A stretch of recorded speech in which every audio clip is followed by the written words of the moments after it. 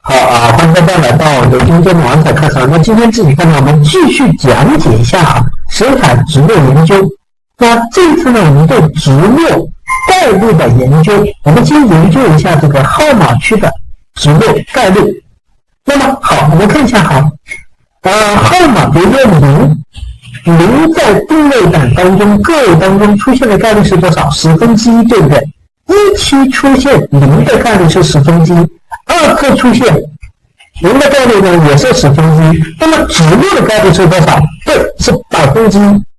直落一期的概率是多少？1%。直落2期的概率呢是0.1%，也就1/1000。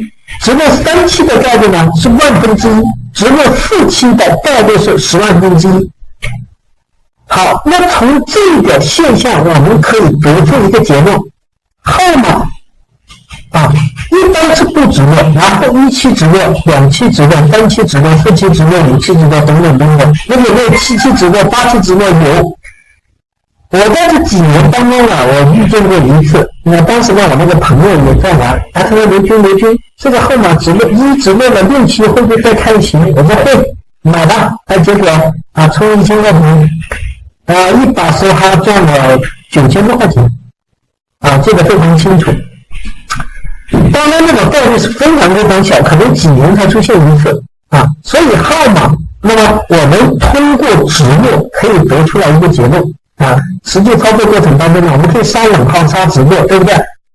如果直落后面可以跟投一期，如果又直落一期呢，我可以再跟投一期对不对？本身它直落1期的概率呢就1%，直落的概率非常小。那直落2期、3期的概率呢就非常非常小。当不排除它不开，也有可能开出来，对不对？但是呢，我们完全可以杀。结合我们学的其他技巧，杀直落、杀引号，那非常有效。